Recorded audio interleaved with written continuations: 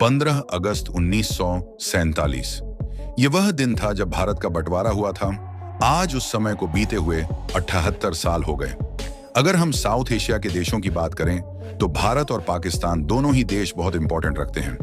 अब चाहे वह पॉलिटिकल मैटर हो, डिप्लोमेटिक स्टैटिक हो, या फिर स्पोर्ट्स हो, या फिर साइंस एंड टेक्नोलॉजी के मामले में अंतरिक्ष की लड़ाई हो, ये दोनों ही देश एक दूसरे के साथ कंपटीशन में लगे रहते हैं और एक दूसरे से आगे निकलने की कोशिश करते रहते हैं। और अगर बात करें स्पेस साइंस एंड टेक्नोलॉजी की, तो दोनों ही देश के पास एक स्पेस एजेंसी मौजूद है। हमारे देश भारत में इंडियन स्पेस रिसर्च ऑर्गेनाइजेशन यानी कि इसरो है, और अगर बात करें हमारे पड़ोसी देश पाकिस्तान की, तो उसके पास भी सुपरको नाम की स्पेस एजेंसी मौजूद है। आज की इस वीडियो में हम इसरो और सुपरको के बीच में कंपैरिजन करने वाले हैं। आपकी जानकारी के लिए बता दें, पाकिस्तान की सुपरको स्पेस एजेंसी इसरो से पहले बनी है। एक जमाना हुआ करता था जब सुपरको भारत की इसरो स्पेस एजेंसी से आगे हुआ करता था, लेकिन फिर ऐसा क्या हुआ, सुपरको और आगे नहीं बढ़ सका और आज इसरो दुनिया की 4 टॉप स्पेस एजेंसियों में शुमार है।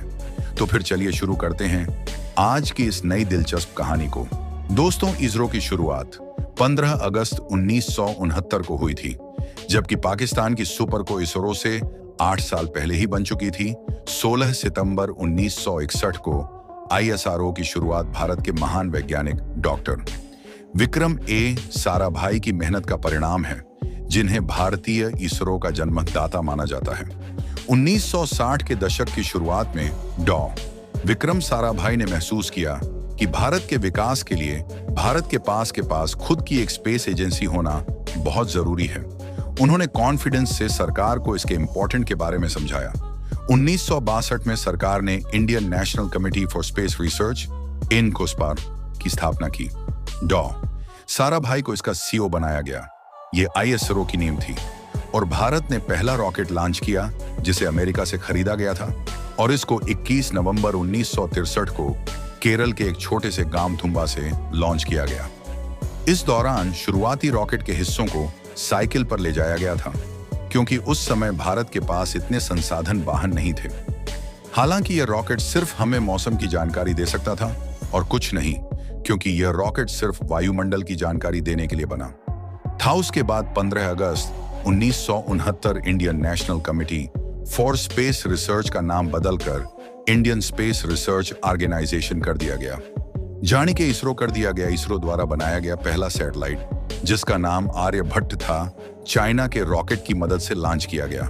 सैटेलाइट का काम होता है संचार, कम्युनिकेशन, टीवी प्रसारण, मोबाइल फोन, इंटरनेट कनेक्शन और रेडियो सिग्नल को दुनिया भर में भेजना, मौसम की जानकारी देना, और आजकल तो जैसे Google map, GPS, global system, हमें धरती पर सटीक स्थान और दिशा की जानकारी देना, सब काम एक सैटेलाइट का ही होता है। और अगर बात करें भारत के बड़े स्पेस मिशनों की, आर्यभट्ट 1975 भारत का पहला सैटेलाइट, इसने भारत को अंतरिक्ष युग में प्रवेश कराया। 1980 में रोहिणी सैटेलाइट 1, जिसे RS-1 भी कहा जाता है, भारत का पहला सफलतापूर्वक लॉन्च किया गया सैटेलाइट था, जिसे भारत ने स्वयं अपने रॉकेट से लॉन्च किया था।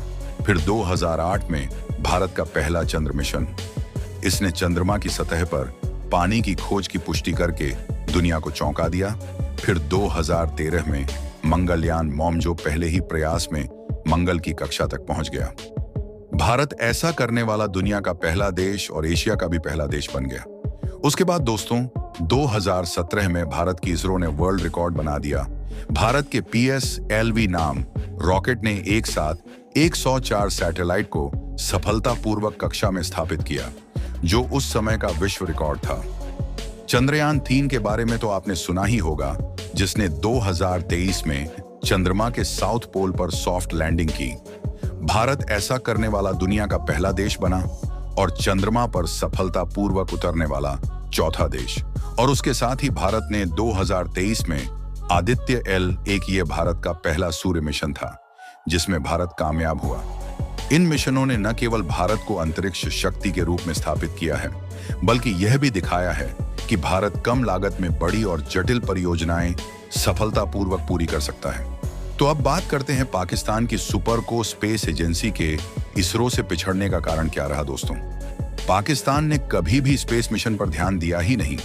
पाकिस्तान का ध्यान परमाणु कार्यक्रम और सिर्फ पाकिस्तान की आर्मी की जरूरतें पूरी करने पर था।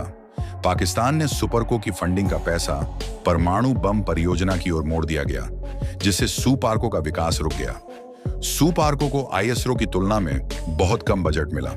कम बजट के कारण बड़े और जरूरी अंतरिक्ष मिशनों पर काम करना संभव नहीं हो पाया।